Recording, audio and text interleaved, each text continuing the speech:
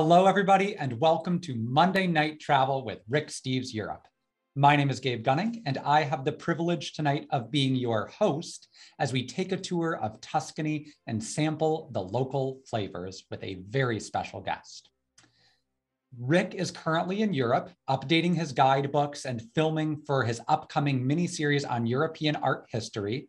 But worry not, the Monday Night Travel team, myself, Lisa Friend, and Julianne Worden, we are carrying on the Monday Night Travel torch, and we are continuing our virtual tours together every Monday night with a very exciting upcoming slate of guests. Next week, we are going to explore Portugal's heartland with Cristina Duarte. On April 4th, we are going to go to London with Jeannie Carmichael.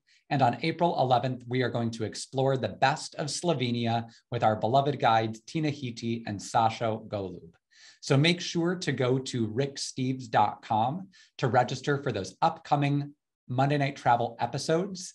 And while you're there, remember that you can watch recordings of all past Monday Night Travel shows on our website at ricksteves.com. Now, while Rick may be in Europe, I still want to let him do the honors of introducing tonight's very special guest. So I'm going to kick things off with a video of Rick and our guest in probably the most famous piazza in all of Tuscany, in Siena, and Rick will introduce you to our guest. So here we go to Tuscany. Ciao, I'm Rick Steves. I'm in Siena on my favorite square, Il Campo. And I happen to be with my favorite Sienese guide, Roberto Bechi. Ciao. Ciao, Roberto. Ciao. And we're sitting here enjoying just a cup of coffee, and it's, we're right here in this incredible little piece of real estate, and $2 for our macchiato. We've got a little secret hideaway. It's just a couple of people know about this, but it's a bar that has this beautiful sort of, there's another place there, Roberto, a little pizza bar. You can go down there and have a pizza. Yes. But this is the Palio, and towering way above us is the City Hall Tower. When was that built? Finished in 1348. 1348. They stacked all those bricks up there, and it's just as tall as the tower of the church. And it's quite a statement because Siena really had that urban pride, and this to me symbolizes humanism. Yes. There's a sort of a civic pride. And a compromise between the church and the secular power. So we have secular power facing the square and the church nearby. We've got our little secret perch. We're updating the new Florence and Tuscany guide, enjoying a beautiful cafe macchiato, and making sure that we understand and experience the great cities of Italy like Siena. Siena's a pretty nice city. It's the best place to be born. You are born here, then the Palio, then you die.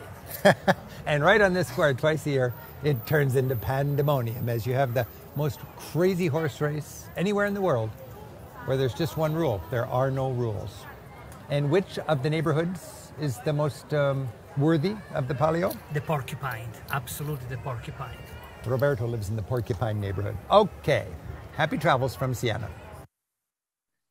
All right. So with that, it is now my privilege to introduce to you all live a Tuscan native, a great winemaker, and a Tuscany tour guide extraordinaire, our friend Roberto Bechi. Ciao, Roberto. Benvenuto a Monday Night Travel. Wonderful to have you here. Thank you for hosting me. And hello to everybody that is listening to us today. Roberto, where are you right now? I'm at the Madonna Bella Winery. That is actually owned by my brother, but is managed by me and other partners. And you can see a big stack of wine behind me. So that's where I am, very close to Siena, just a couple of miles outside of Siena. You have a whole wall of wine to get you through the night. Yes, I need it. What time is it there right now? It's 3 o'clock in the morning. Well, I hope you've given yourself a glass of wine, and we're very thankful that you've taken this time out of your night with us. And Roberto, I thought maybe you could start out by sharing with us, how did you meet Rick? It was a long time ago. I had hair, believe it or not, at that time. It was 25 years ago. My wife was pregnant of my first child, daughter, Francesca, and he came to call me and he had a letter with him, a written letter. There was not even an email, and by a customer of mine that said that he should meet me. And when we met at the end of our conversation, he said, "If I publish you in my guidebook, how many tourists can you handle?" And I said, "I hope none, because I don't like as much tourists as travelers. So I hope you send me a lot of travelers." At that point, we knew that we were in the same track. And that's how we met. And we did a lot of things together after that.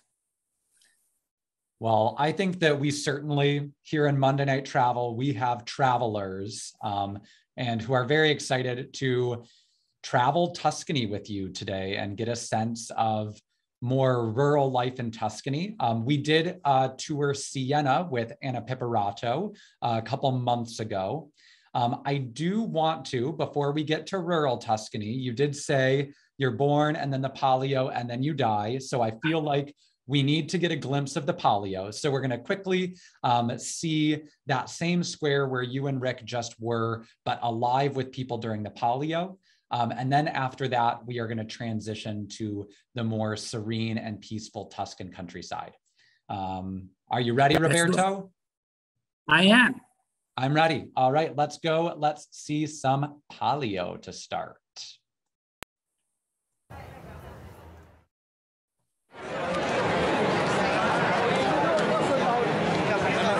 I'm in Siena on El Campo, and it's Palio time. I'm with Roberto Bechi. Hey, hi. So, Roberto, Palio, how important is the Palio to Siena? It's the most important thing. Yeah? Yeah, after being born, it's the most important event. So you're born? Yeah, then there's the Palio, and then you can die. Yeah. And we have, this is just this is not even the race. This is just some sort of a warm-up. What are we waiting for here? We're waiting for the trial race. So this is a trial race, and I'm wearing a scarf. The dragon. The dragon. Yeah, we are invited by the dragon. So we're guests of the dragons, and who are these guys here? The dragon children. Oh, those are dragons too? Yes. So we're in friendly territory right now. Yes, we are. So Roberto, Rick is there supporting the dragons with the Dragon Contrada. Can you remind us which Contrada do you cheer for and why? I cheer for the porcupine because I was born in that district. Oh, and so are you just kind of born into a Contrada? You don't change if you move neighborhoods? No, well, you don't change, no. If your parents decide that they will baptize you secularly in that district, secularly and not religious baptizing, then the captain of the district is giving you a scarf that you're going to wear all your life during the Palio days. And so from that point, you belong to that district. And you do a lot of things with the district. You learn how, when you're a child, how to play the drums, how to play the flags for the parade before the Palio. And then obviously there are a lot of social events that the district creates in order to hold the people in that district.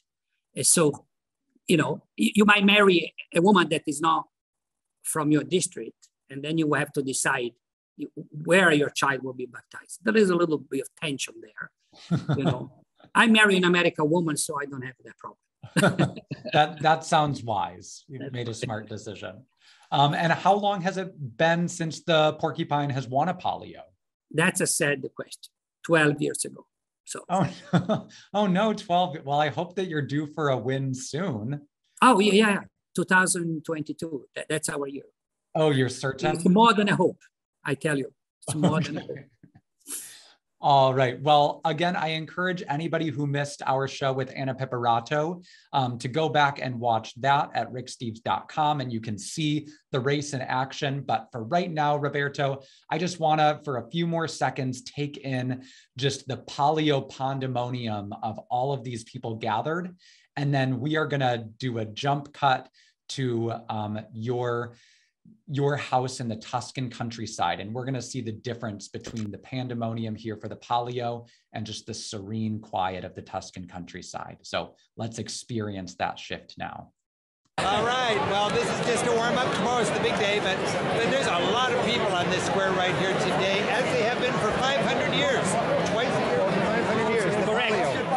These kind of rituals, I would say, are alive and well all over Europe, especially in Siena. Happy travels.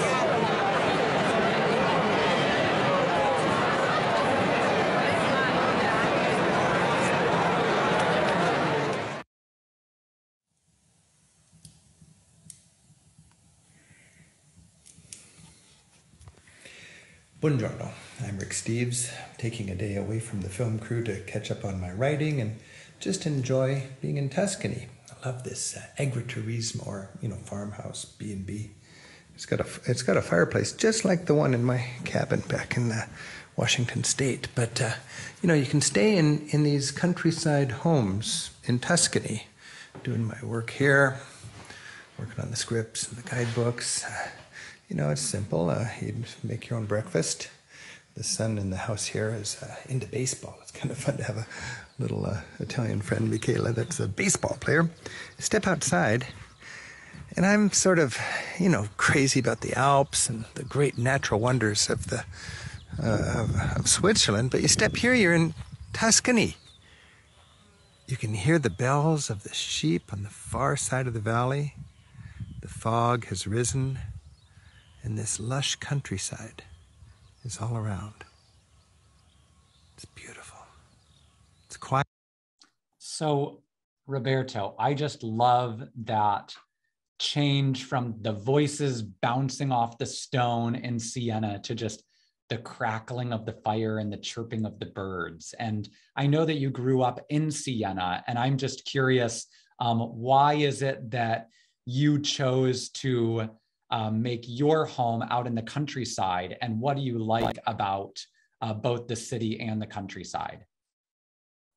Well, growing up in a medieval city with a wall, which is not the case in America, obviously, but in Europe, there are a lot of the cities that are wall, gives you a sense of belonging. It's not just about the palio, belong to the district, but it really, you are Sinese, first, then you are Tuscan, then you are Italian, the sense of belonging is so beautiful. You can go in downtown and always meet somebody that you share with him middle school, high school, or a party or something like that. So sometimes you just go around and you don't have to have an appointment, that you still meet somebody That's a beautiful feeling. But also it's a beautiful feeling to get out from the crowd and relax and enjoy this beautiful landscape. My house is a B&B too, so I share that with the beautiful, guests that come. And you saw that's what we call an anthropological landscape. Is actually not a natural landscape. It's been, manicured by different generations, and I just love to wake up with that, and I love to say goodbye to the sun, watching it from my window. Well, speaking of those different generations, I want to go back quite a few generations now. And before we get to modern Tuscany, I want to look at the people that Tuscany is named for, the Etruscans that lived on this land centuries ago. And I know that you know a lot about the Etruscans. So we're going to learn a little bit about them now and then pick your brain about some more Etruscan facts. I'm staying away from the city, complimenting all the excitement of Rome and Siena, in a farmhouse. This happens to be the home of Roberto and Patty Bechi. Roberto is our guide, and they rent out a few rooms, as do a lot of the farms all around the beautiful Tuscan countryside. Oh, baby, I love Tuscany, and it's so fun to travel with you, enjoying the delights of this part of Europe. Happy travels.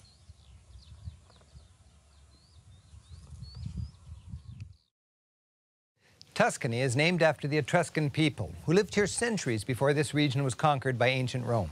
Over 2,500 years ago, long before anybody had heard of Julius Caesar, and back when Rome was just a small town, the Etruscan civilization flourished in this part of Italy. Etruscan tombs are scattered all over the countryside, located both on good maps and on signposts. We're dropping in on a farm to visit the tomb of the Hiskanos family.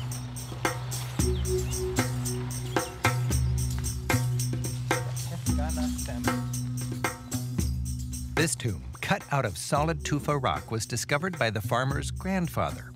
What little we know about the Etruscans, we've learned mostly from their fresco-covered tombs.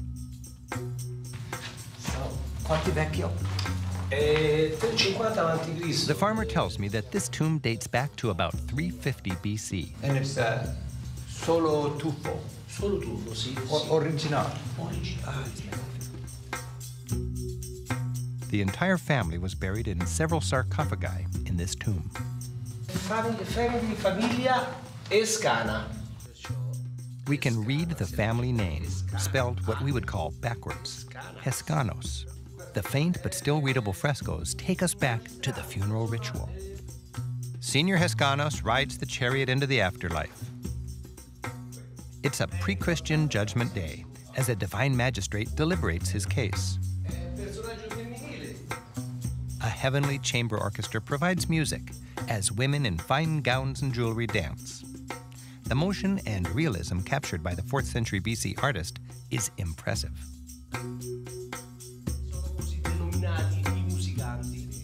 Looking at this evidence of such an advanced civilization, it's amazing that these earliest Tuscans are still largely a mystery.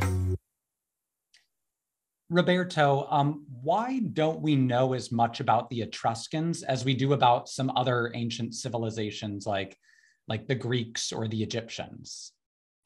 Well, it's correct. We don't know as much simply because the Greek and the Roman or the Egyptians left us a lot of writing that allowed us to know a little bit more of their daily life and what happened over there. But the language of the Etruscans, which is a native language, it's not complete, but we can read what is written in the tombs. And we know more now than ever. I belong to an association club, an archaeological club that does digging of tombs. Actually, in the last 10 years, there were 5,000 tombs open. So you can imagine, we have a museum, a great museum that Rick comes to see with his groups.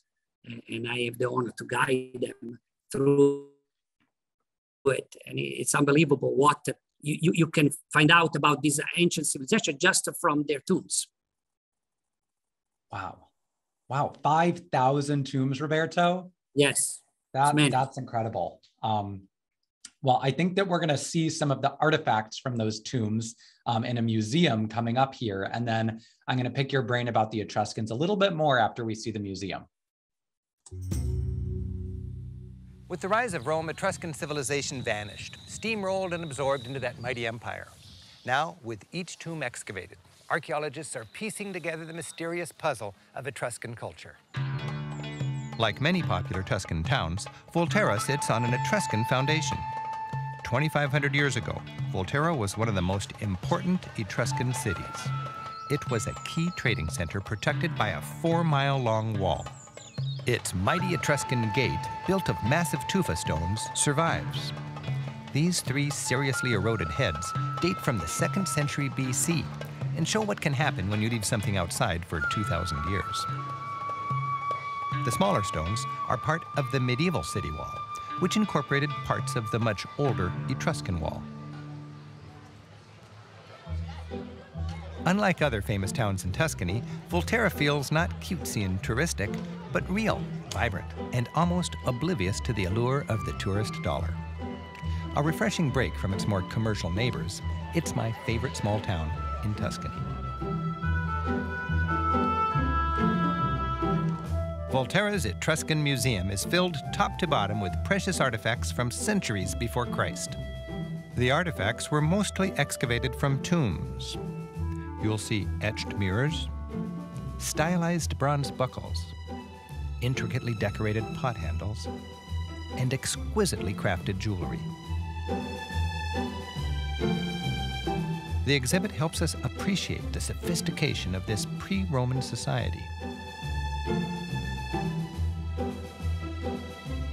The forte of this museum is its many finely carved funerary urns, stone boxes containing ashes of the dead.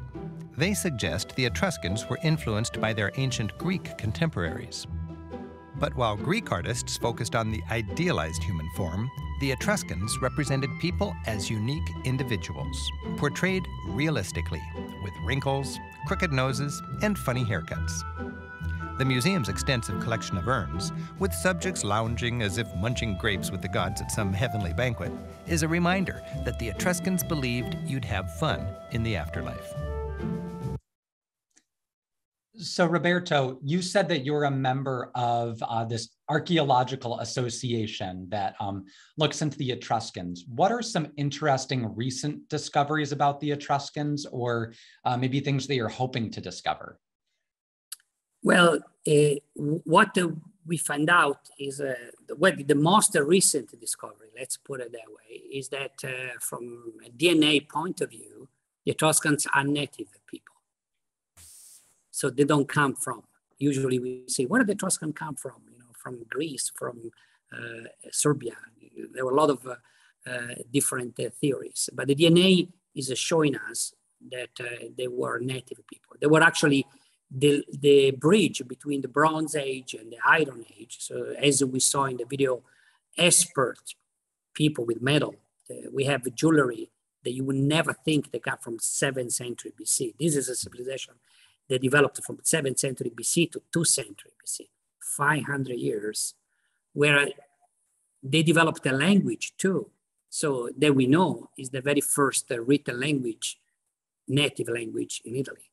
In South Italy, they spoke Greek, as you know, there were Greek colonies there, which influenced obviously the art that you saw there, and not only the art, and the Etruscan flourished. And to me, the most interesting part is that we know from the fresco, from actually the picture that we see here in the back there, men and women were standing at the same level. This society had the women and men that were equal in society. A woman did not have to ask permission to a man to recognize its own child, like in the more patriarchal society of the Greek and the Roman. It was not a military society. The women kept their last name. They had a last name, which is very interesting, you know, because later on, for the next 2,000 years after the Etruscans, the women, I'm afraid, they were slaved by male societies. The Etruscans had this perfect balance, and all the beautiful art that we just saw in the video is the perfect balance between male and female in a society. So to be original today, we have to understand the origin of things, and the Etruscans are a very good way to discover that.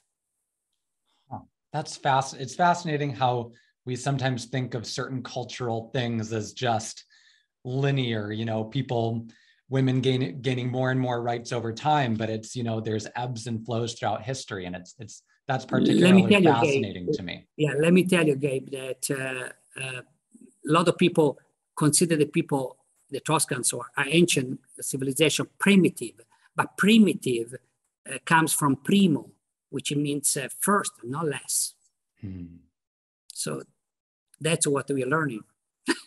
Interesting. Well, thank you so much for sharing some information about those first people with us, Roberto. And now I'd love to shift and look at, switch from the ancient Etruscans to some modern day Tuscans and how they continue to interact with the land. And we're gonna enjoy some Italian farm culture. Here we go. When in Tuscany, I team up with my friend and fellow tour guide, Roberto Bechi. He always has some creative ways to get off the beaten path and closer to the culture. This time, it's truffles. We're meeting Fabio and his prize dogs, Nick and Susie, to hunt the beloved truffles, one of this region's specialties. So basically, what are truffles? Truffles are mushrooms that live underground. Wait, Roberto, truffles are mushrooms that live underground? I always thought of truffles as chocolates. Oh no. The truffle was first. Then the chocolate, because they resemble the truffle, were called truffles. Oh, you see? So a truffle mushroom looks similar to a truffle chocolate, just kind of a little brown ball. Yes, but definitely more expensive. I mean, the truffle is much more expensive than the chocolate. Well, and the chocolates aren't cheap. That's saying something. Interesting. Right. Well, I'm a huge etymology nerd, so I love knowing that the chocolates are named for the mushrooms. Correct. Very interesting. All right. Well, let's hunt some truffles then. Okay. And where do you find them? You find them near the oak trees. Like here? Yeah. So these dogs are onto something. Perfect environment. What kind of environment do they like? Where they need a lot of moisture. Is that right? Yeah. Okay. And tell me about these dogs. Where these dogs are trained for years Right. before they can find a mushroom. They smell it out. They smell it out. Dove. The dogs are given two commands. Dove means where is it? And che, is there one? Che. Che. Che. Che. Che. Did he find something? Yeah.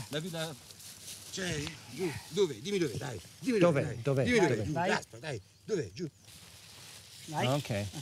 Now, he's got this tool Yes. here. What's the It's deal? called vangino. Vangino. It's to dig out the truffle.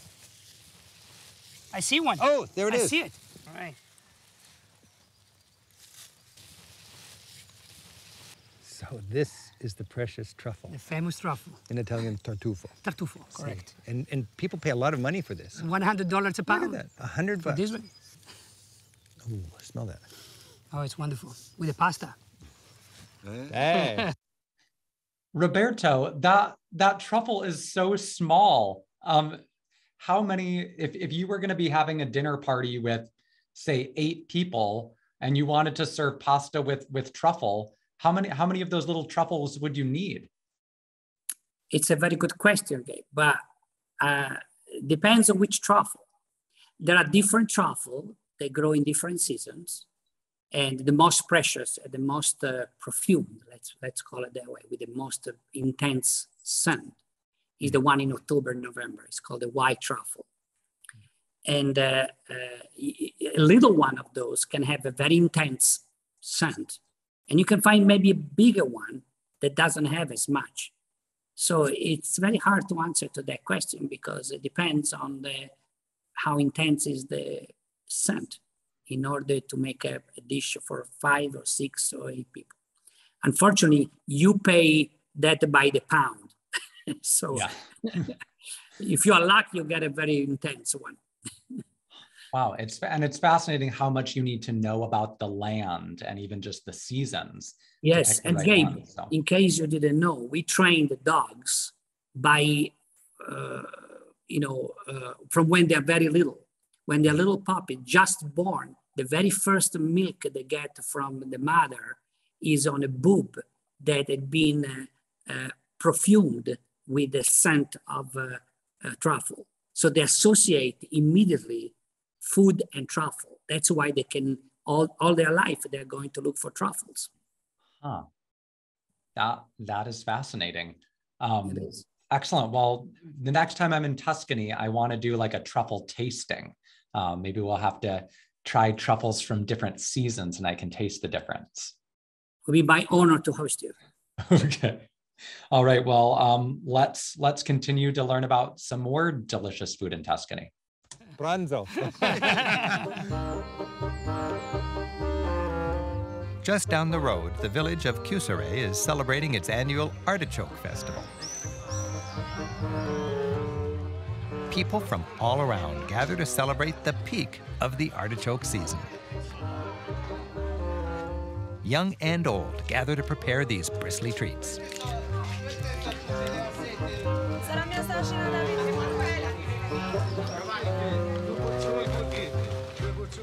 They love their artichokes here. They're wonderful. I can see why, it's tasty. What is it about these artichokes? Well, this community brought back this artichoke from extinction. This particular species? This particular species here. Wow. So they have a festival every year then, huh? Every year.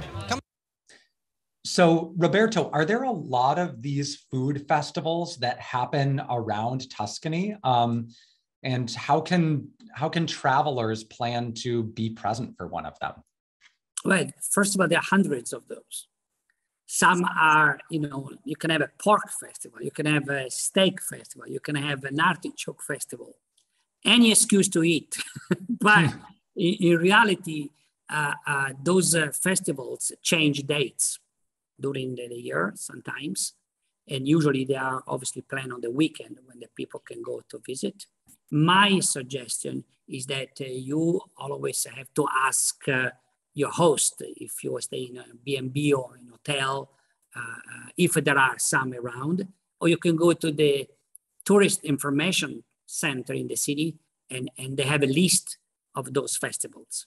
It's a very good way to get out from the tourist path and go to see where the Italians have fun, and also taste amazing food and wine.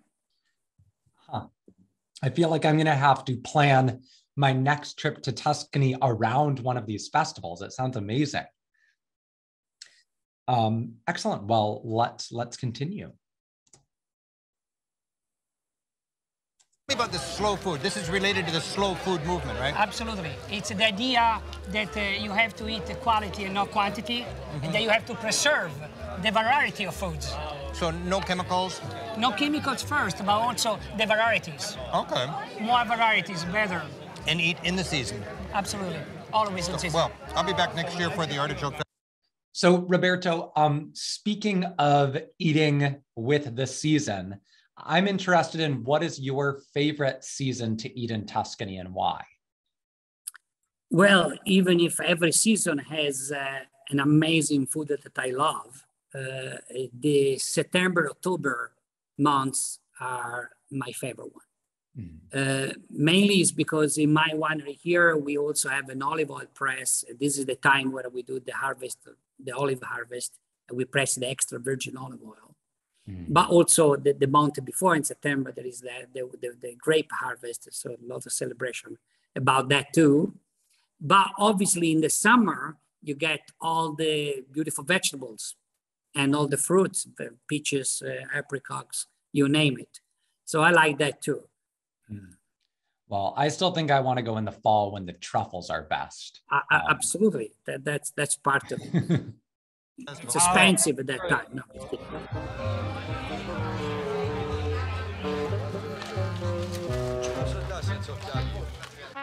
And food just doesn't get much slower than cheese making. In the nearby hills, a flock of free-range sheep and a few noble goats head back to munch spring grass after being milked. Victoria, with a little help, hauls their fresh milk into her cheese workshop. She starts by pouring the milk into a big kettle to warm. When it gets to the right temperature, she mixes in a thistle flour solution instead of rennet to get it to curdle.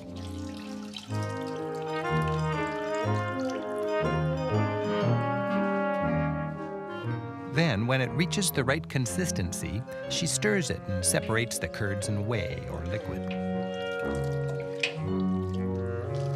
She presses the curds into forms made of beechwood, gently squeezing the moisture out.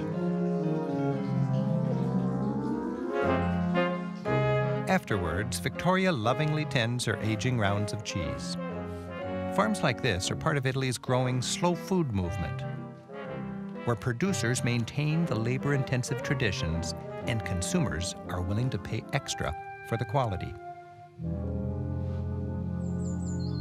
Meanwhile, back at the agriturismo, the cattle, oblivious to their fate, are raised in free-range bliss. These Chianina cows are celebrated throughout Tuscany for their lean and tasty beef. It's Sunday, and Roberto's slow food group is enjoying a convivial lunch on the farm. Our meal couldn't be more fresh. Local wine, Victoria's cheese, today's crunchy bread. We're grating some of those exquisitely pungent truffles on our pasta.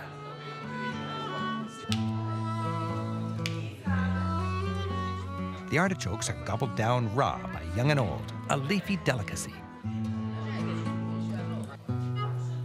And our Florentine cut steak is cooked just the way locals like it, rare and sliced thin, good enough for a Medici prince. Lunch is the main event on this timeless Tuscan Sunday. Oh, Roberto, that meal just, it looks amazing. And it was so fun watching each piece of it come together. Can you explain to us once more what this slow food movement is and why you feel like it's so important?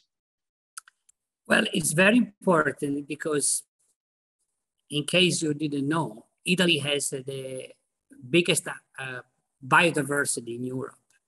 We are a very long boot-shaped country where every bird that was flying from Siberia, migrating to Africa, or from Greece to Spain, hub in Italy. And each of these birds brought a seed in our country. And because of our microclimates, these seeds create other varieties of foods. So we have an amazing bank of seeds, which obviously each of the Italian cultures, because Italy is a mosaic of beautiful cultures, developed a different recipe, different food from their seed. So we needed to preserve these. So the slow food movement, which is a cultural movement, which was born in Piedmont region and then moved in Tuscany as well. So one of the main headquarters is in the Chianti region, is trying to preserve and educate the next generation.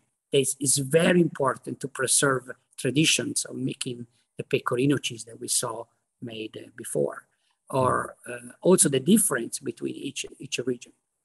And this is our wealth in reality in Italy. The biodiversity and so many diverse ways to eat and to cultivate things.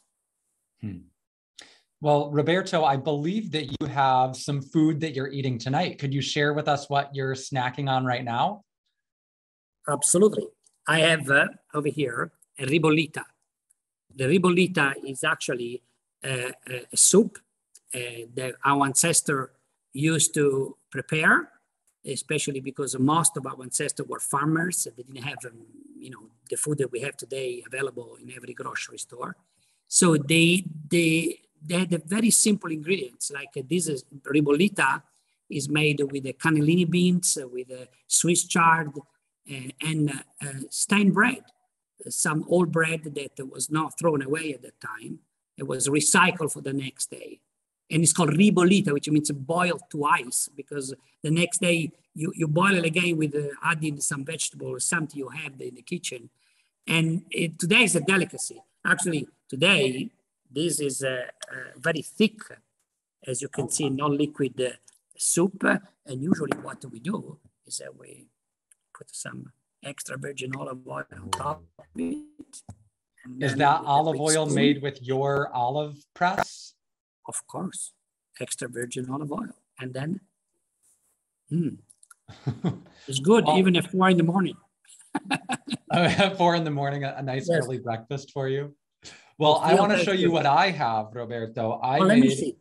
I made an Italian classic, bruschetta, and I made the classic bruschetta with the tomatoes and basil and garlic, but I also made a little bit of an experimental kind. I don't know how the Italians would feel about it. It has roasted grapes and some ricotta cheese and some honey. How would Italians feel about that? Would they be upset that I'm not following the tradition? Well, you are an American, so you are adventurous by definition. But I can help you. Can you show me the bruschetta again? Yeah. I'm going to put some olive oil. Oh, a little bit of olive oil for me? That's right. Okay. You are above me now, so I can try to, do some condiment. Is it better now? Bellissimo. That's right. It was my extra bit. A little bit of Roberto pressed olive oil. That's right. All right. Well, we are going to continue because the Tuscan food tour has not finished. Believe it or not, we have more to share. And so let's whet our appetite for the next course of Tuscan fare. Here we go. A short and scenic drive south takes us through some of Italy's finest wine country. This is the land of two beloved local wines, Brunello di Montalcino and Vino Nobile di Montepulciano. The vineyards here produce some of the very best wines in the world. And travelers who call in advance are welcome to visit and tour the wineries. Beautifully tended vines soak up the spring sun as hardworking vintners hope that this year's vintage will be one to remember. And overlooking it all is the hill town of Montepulciano. The town's sleepy main piazza is surrounded by a grab bag of architectural sites. The medieval town hall resembles nearby Florence's Palazzo Vecchio, a reminder that about 500 years ago, Montepulciano allied itself with Florence. The crenellations along the roof were never intended to hide soldiers. They just symbolize power.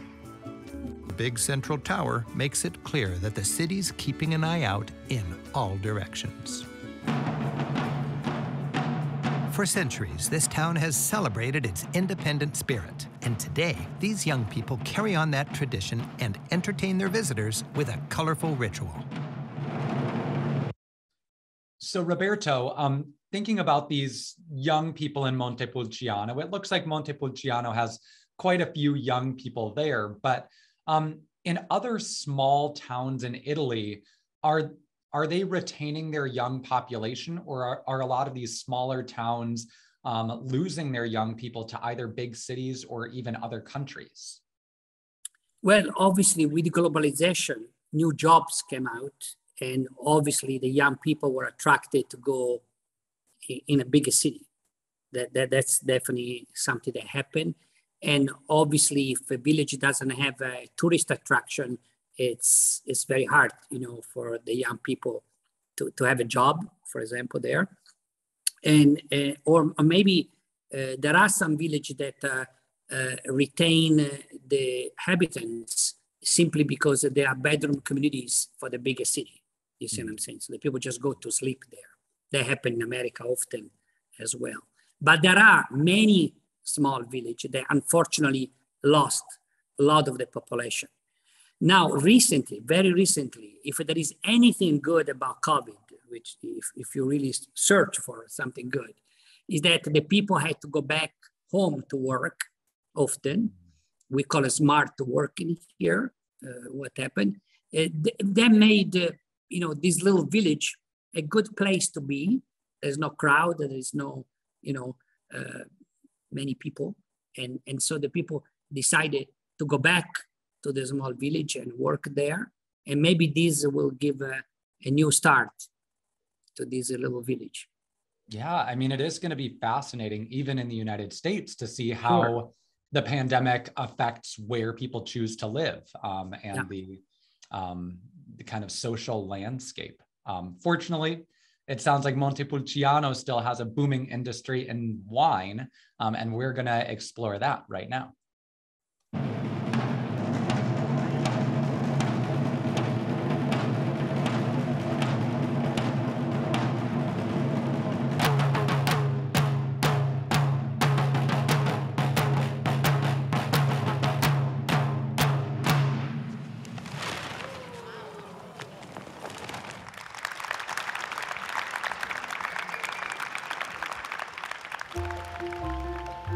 Being a wine-producing capital, Montepulciano is built upon a honeycomb of wine cellars. Palazzo Ricci sits atop a particularly impressive series of cellars. Joining a vintner, we descend a long staircase. Heading deep down into the hill that Montepulciano is built upon, the temperature noticeably drops, and eventually we end up at street level of the lower town. Climbing even further down, we reach gigantic barrels under even more gigantic vaults and a chance to learn about the wine that's aging here. These are very big barrels.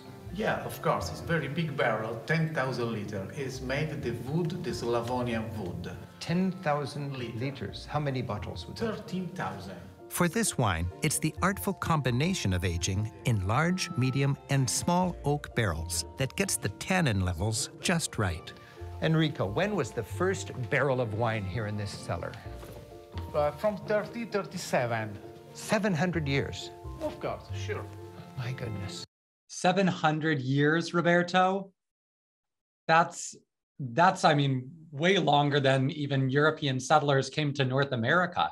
Do you feel like Italians or Europeans in general have kind of a different concept of time than we Americans do? Yes, absolutely, yes.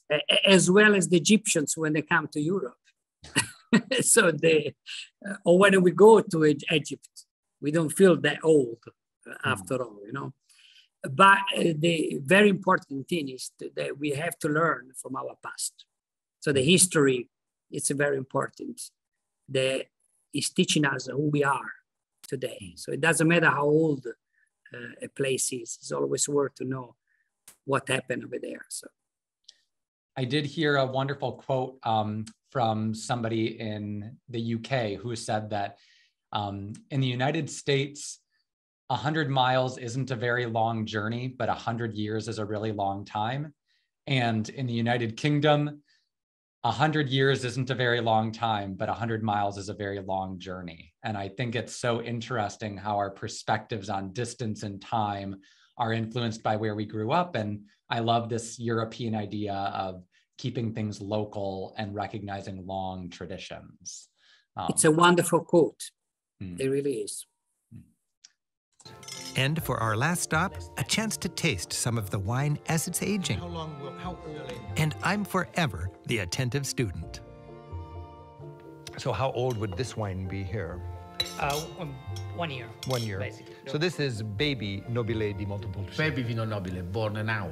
Born now. It's a little tiny baby. And when it's finished, how old will the wine be? 3 years old. 3 years. And is this good? Can you tell when you taste? For me, the wine is how my son is very, very nice. You love the wine like your son? Yeah. You love your son like the wine. Same. The same. That's good.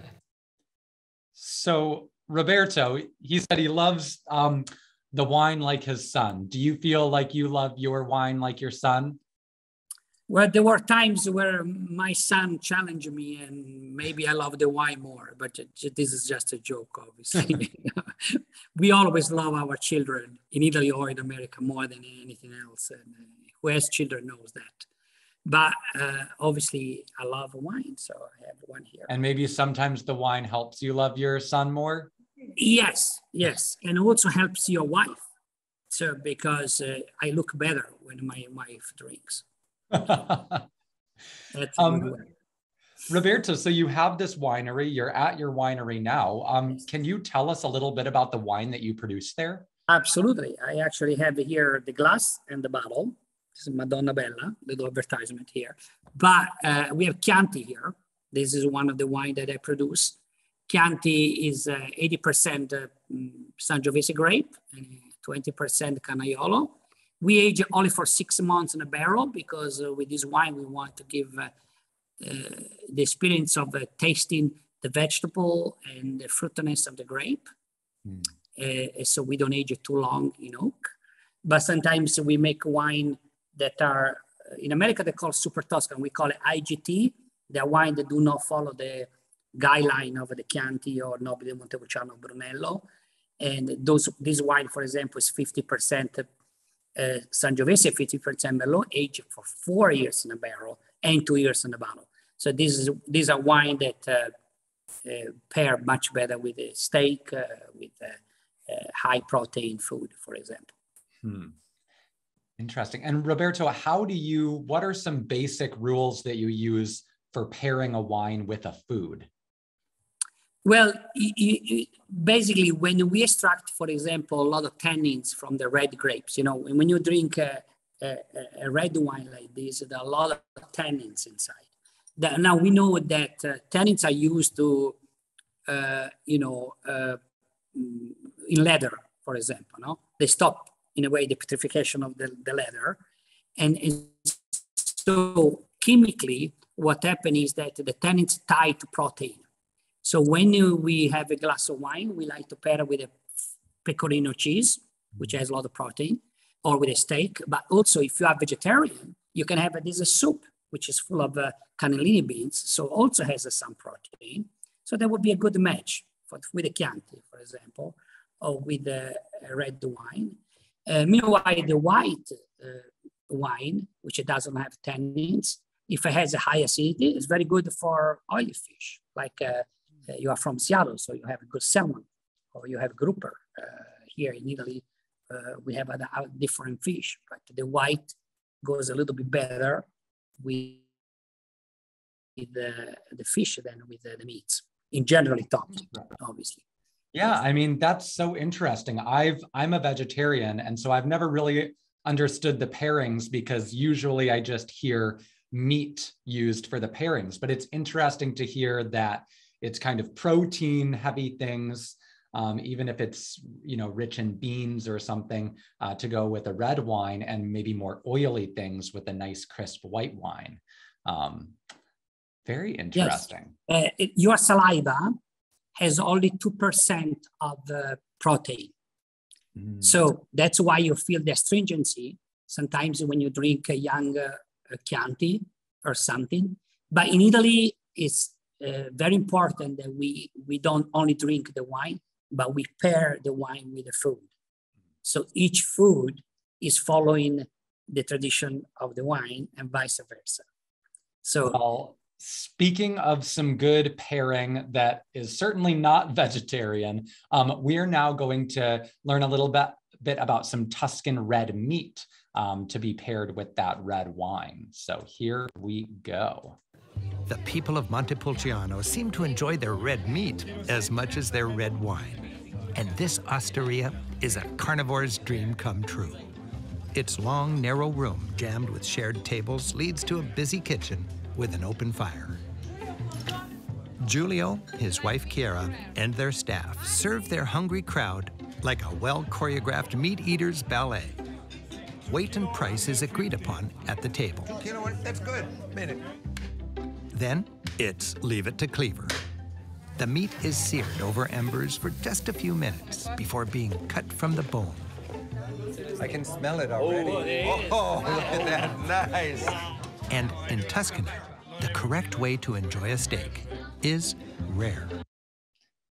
All right, so I'm going to pause once more because I want to hear from our viewers, Roberto. We've seen a lot of excellent Tuscan food and drink tonight, and I want to do a quick poll and hear from our viewers if they could have one Tuscan treat on their dinner table tonight. What would it be? So I'm launching that poll now. Your options are some nice little pungent truffles, some great leafy artichokes, an aged pecorino cheese, a nice rare thinly sliced Tuscan steak, or a Nobile di Montepulciano wine. So I'm going to give you all a few minutes to send in your responses for that, and we will get back to that later in the show. But for right now, we are going to continue on with our tour of Tuscany.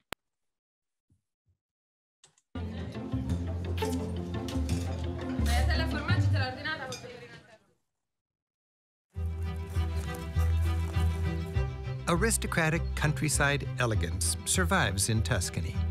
But for these venerable manor houses to stay viable, many augment their farming income by renting rooms to travelers. We're staying in a B&B run by Signora Silvia Gori. And like so much of what she serves, the limoncello comes from her farm. Signora Gori rents a few rooms in her centuries-old farmhouse. As is typical of agriturismos, as working farms renting rooms are called here, the furnishings are rustic but comfortable. The title agriturismo, the farm must still be in business, and the Gori family makes wine. So Roberto, you said that you operate a guest house, a B&B, and you also have your winery. Is your B&B considered an agriturismo? No, my B&B is considered a country home, which has a place to stay and have a wonderful breakfast homemade by my beautiful wife. We make bread, we make all. Meanwhile, my winery is an agritourism. So to be an agritourism, you don't have to have a place to stay. It can be simply sharing what you produce with the local people or with the tourist. So actually, it's mandatory that when the people come to our winery to taste the wine, that the food that we produce, because we have a garden and all, or other foods that we buy comes from Tuscany. So you cannot serve something that is from another region. That's what agritourism is. It's a great way to support economically small farmhouses, small wineries like mine and all, because otherwise, you know, as we say, the big fish eats the small one. We survive also thanks to this beautiful idea that Italy had already in the early 80s to create agritourism. Interesting. Well, I know when I was on a Rick Steves tour, I was actually on one of our family tours, and we made a stop in Tuscany at an agriturismo, and it was wonderful. There was a pasta cooking demonstration for the kids that they got to make pasta, and then we just had one of the best meals with panzanella and fresh pasta. It was sensational. I would definitely, when I'm back in Tuscany, would want to go to an agriturismo again. The son, Niccolò, runs the show now, mixing traditional techniques with the latest technology in a very competitive field. Signora Gori is proud to show us her home. As her family has for centuries, she lives in the manor house. And the family tree makes it clear. The Gori family has deep roots and goes back over 600 years. So it says Familia Gori. Gori Pannellini. All the way back to 1400. Okay. 1400. 1400. Incredibile. The family room, the oldest in the house, is welcoming in an aristocratic sort of way. Its historic vault, Grandpa nurtures the latest generation of Goris as the rural nobility of Italy carries on. Upstairs is the vast billiards room. For generations, evenings ended here, beneath musty portraits, another reminder of the family's long and noble lineage. And Grandma passes down the requisite skills to the latest generation. If that was bowling, it would be very good. The kitchen, with its wood-burning stove and fine copperware, has cooked up countless meals. Signora Gori, happy to share the local bounty, invites us for lunch. 3 generations gather on this Sunday afternoon with no hurry at all. Prosciutto and pecorino cheese provide a fine starting course, beautifully matched with the family's wine. Pasta comes next. And the children prefer theirs bianco, with only olive oil. And the little one, she's still mastering the fine art of eating spaghetti. So, Roberto, I'm curious. Whenever I'm in Italy, I feel like I just eat Italian food the whole time, which is excellent and exactly what I want. But I think we Americans are accustomed to having a lot of cuisines at our fingertips. We have Indian food one night and Mexican food the next night and Italian food the next night. Do Italians eat other cuisines fairly regularly, or do they really just stick with Italian food? Well, Gabe, when I grew up, there were not many choices of ethnical foods. We basically ate what was local. You could obviously buy something from another region, but most of the people ate locally. Today, with the globalization, we have access to ethnical foods. So, for example, we got a lot of influence from the East. So we have sushi, restaurants now. Like it or not, we also have some places where they serve hamburger. So we got some influence from your culture too in ours. But on a daily basis, the Italians still like to eat Italian.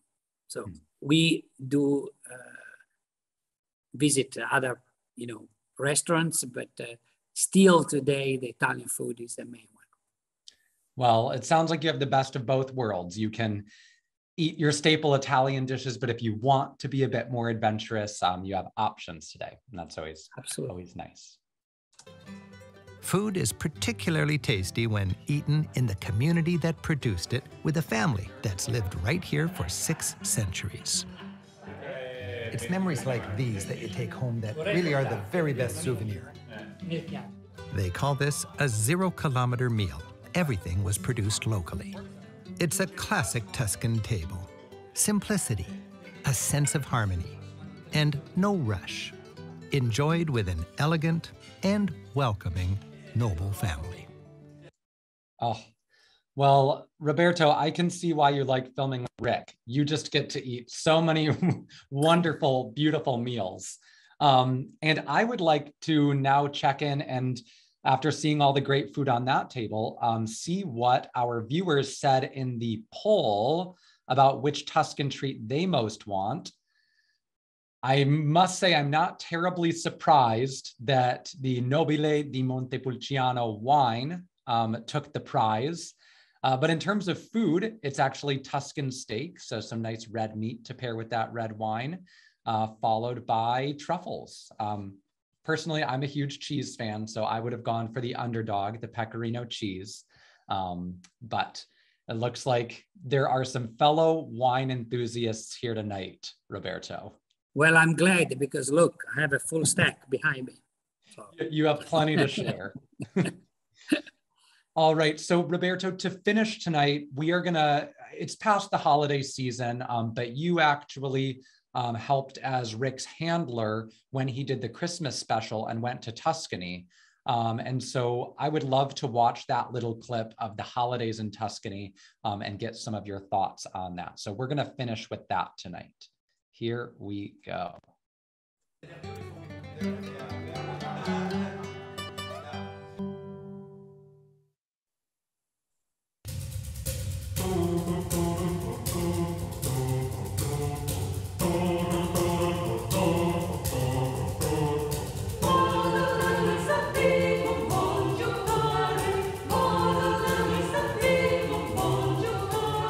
Outside of Rome, in villages in regions such as Tuscany, Christmas celebrations are a little more rustic. The festivities, while low-key, are memorable. During a busy season that sometimes feels overwhelming, village life can be refreshingly simple. These jovial friends are playing an old game. The idea is to toss the panforte, the local fruitcake, close to the edge of the table without having it slide off. No, non tenerlo però,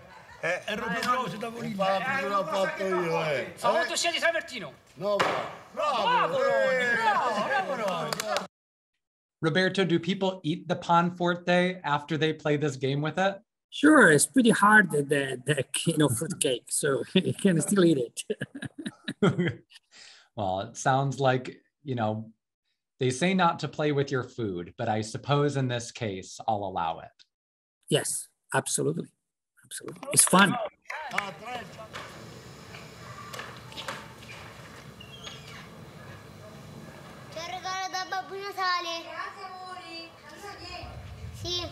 These children are flip-flopping the gift-giving tradition. They're delivering another Christmas treat, panettone, a rich brioche made with raisins and citrus, to older folks who have no family nearby. While providing a bright spot in this grandma's day, the child experiences the joy of giving.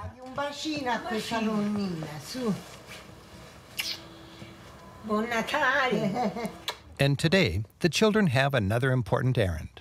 It's time to post their letters to Babbo Natale, the Italian version of Santa Claus. This special mailbox mysteriously appears each Christmas.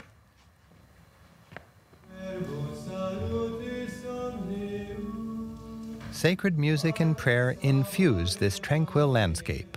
Here at the 15th century Abbey of Monte Oliveto Maggiore, reclusive monks celebrate their faith in a timeless fashion, as if one with the communities they serve.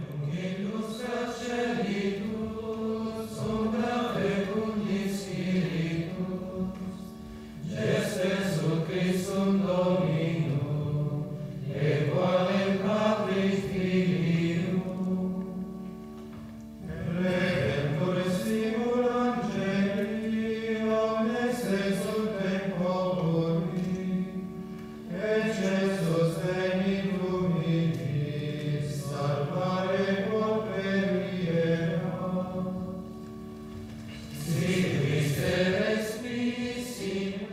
And in this town, the people are doing a dress rehearsal for a presepio vivente, or living nativity.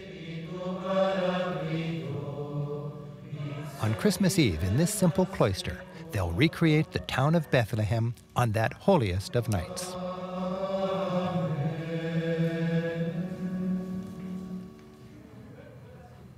In the countryside, you'll appreciate how sacred traditions have deep roots. Here in this medieval Tuscan hill town, villagers stack neat pyramids of wood for great bonfires. The lighting of the fires is a signal to villagers dressed as shepherds to come and sing old carols.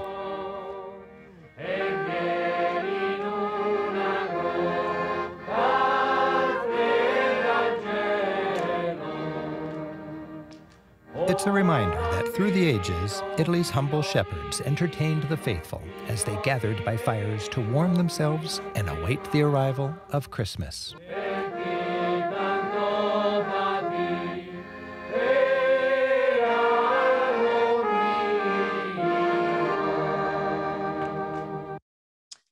So, Roberto, what's your favorite part of Tuscany during the holidays? What does it make you feel to see all of that? Well, obviously the Christmas, the Easter, are big celebrations. But what I really like is the multi-generation that we saw in many of the videos. We saw in the beautiful villa, the grandmother teaching the little children how to play, game. We saw everybody celebrating together, singing together in a square in front of a fire. That's what I like of it. I like the sense of community and this constant interaction between generations, which I know that in some cases very hard in America to see that because you have a much more mobile society, what I call a mobile society. And so you have a Christmas and, Thanksgiving as the main family reunion. Here you have all these festivals, you have many more occasions where these multicultural, different generation people meet together. So that's what I like of it. Well, Roberto, we thank you very much for making us a little part of your family and your history and your region tonight. It is really cool to see just the sense of place and history present in Tuscany. It was a real pleasure and also a great emotion for me to see all this filming again together. And my message to you and to everybody is that the only money that you spend that make you richer is by traveling. And I learned that lesson a long time ago. And so that's my message to you. Well, Roberto, we do have some viewer questions for you, but before we get to those, we always have our little word from our sponsor. And I want to start by encouraging people to consider a Rick Steves Europe tour to Italy because you get to see a lot of the places featured and there's a chance you might see Roberto. Roberto is one of the local guides that will meet some of our groups at various stops in Tuscany. So we now have just a separate Best of Tuscany in 12 Days tour, but we also have a lot of other Italy itineraries that go through Tuscany. There are links to those in the chat widget. But additionally, Roberto, if people ever are going to be traveling independently in Tuscany, they can also take day trips with you, right? Yes, especially because I'm specializing off the beaten path, tours. So I do the city too, obviously Siena and all the others, but I like to share, the less travel areas with people. So we go with my little van around it. They're not big groups, they're individuals. And so I cannot wait to have you here back after 2 years of lockdown. So we're ready for you. Yes, and that's Tours by Roberto, and you can also find links to that with more information in the chat widget. All right, let's get to some viewer questions, Roberto. The first question comes from Steven. Steven says that he has not been to Tuscany in 40 years, and he's wondering if he goes back, what do you think has been the biggest change in Tuscany over the past 40 years? Well, the main change is obviously technology.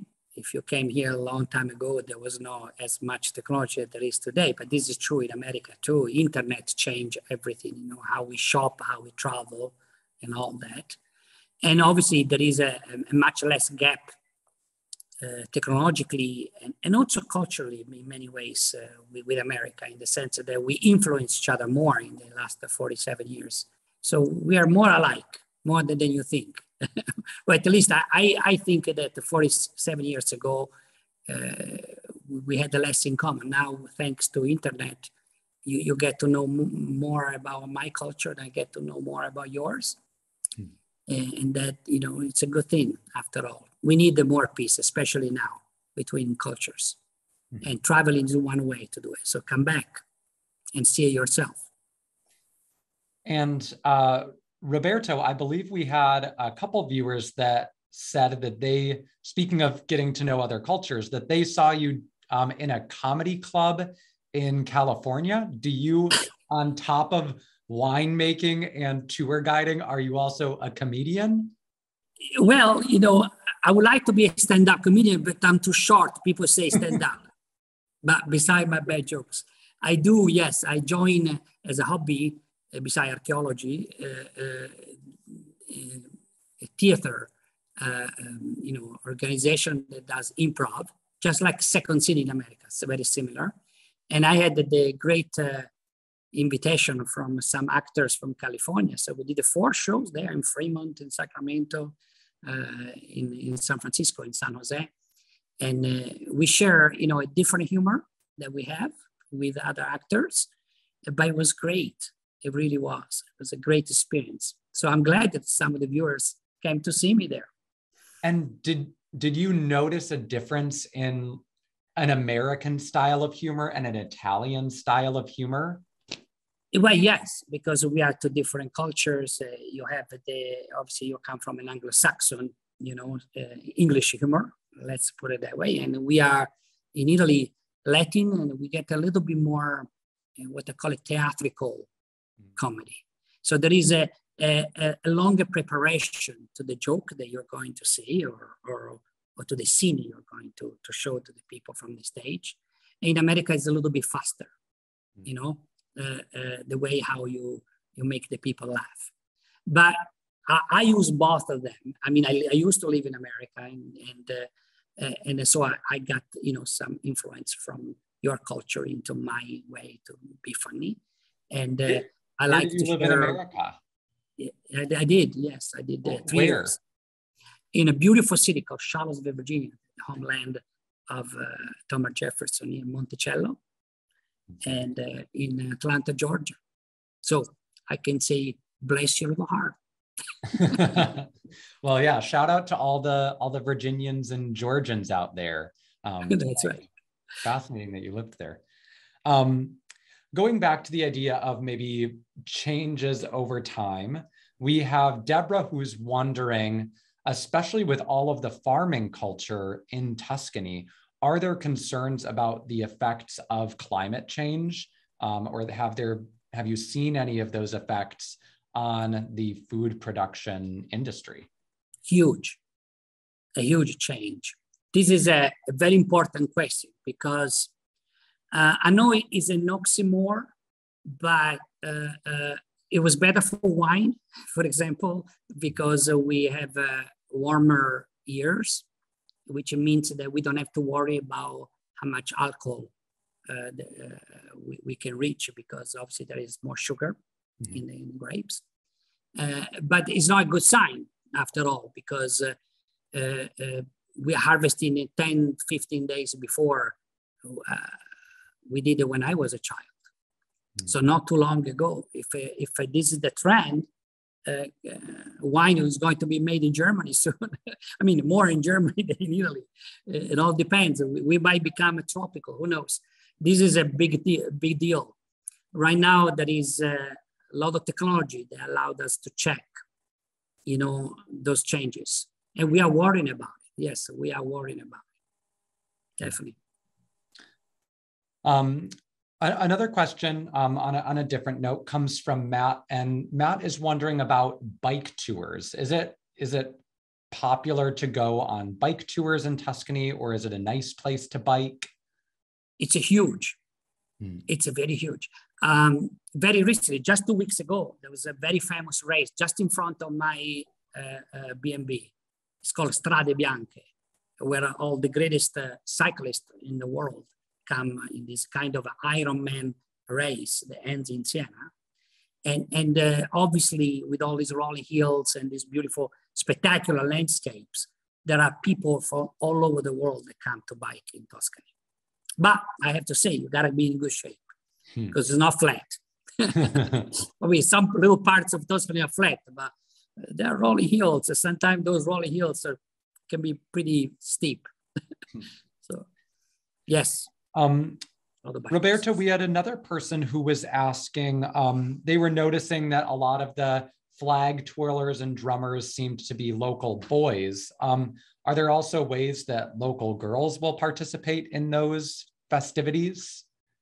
Oh, no, definitely. Yes, more than ever. More than ever. Yes, definitely. There are more girls now. Yes. Good. Important to learn from those Etruscans and stay nice and egalitarian. Yeah, this is an important message. Yeah, we need the more women in power. That's a fact. We see what men do. You know, they create a lot of wars. So I welcome women to lead us in a new world with peace and food and wine and be more gentle. That's definitely a future that I want to live into, Roberto. Yes. All right. I also have my wife in front of me. Oh, yeah. Yeah. We have to remember that your wife is just off camera, right? A little pressure. Yeah. All right. Well, Roberto, we have time for just one last question tonight. We have a viewer who's wondering, clearly Tuscany is your favorite region in Italy. But if you were going on a vacation elsewhere in Italy or suggesting maybe a second best region in Italy for our travelers tonight, what region would you choose other than Tuscany? There is a city that I like to see all the time. Is in the deep south part of Italy, near Apulia. But the region is called Basilicata. It's between Calabria, which is on the Tyrrhenian Sea, and Puglia, which is on the Adriatic Sea. So it's an inland, region, mostly. And there is one city called Matera. Matera is where they filmed the last version of Ben-Hur movie, and they filmed the Passion of Christ. So you can see the city through those movies too.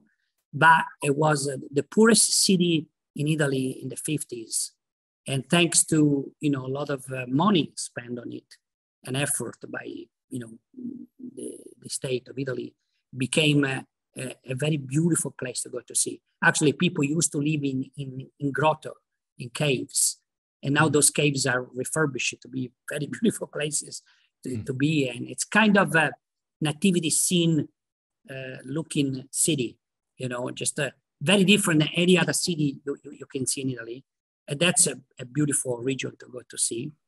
So Basilicata. I remember that, but not Basilicata. The city is called Matera. Matera. Yes. Matera. All right. Well, Roberto, thank you so much again for sharing your food, your wine, your history, your culture with us. Thank you for getting up in the middle of the night to spend some time with us. And hopefully you will be seeing quite a few Rick Steves travelers in Tuscany very soon. I cannot wait. And thank you for hosting me. It really was a pleasure to share my beautiful culture with everybody else. All right. Ciao, Roberto. And to all of you, thank you for joining us, for spending your night with us. I want to remind you that next week, we are going to be going to Portugal's heartland. Lisa Friend will be joined by Cristina Duarte, and it is going to be a equally lovely show, not to be missed. We hope to see you there. But we wish you all good night. We thank you for joining us, and we look forward to seeing you next week. Buonanotte, Roberto. Buonanotte.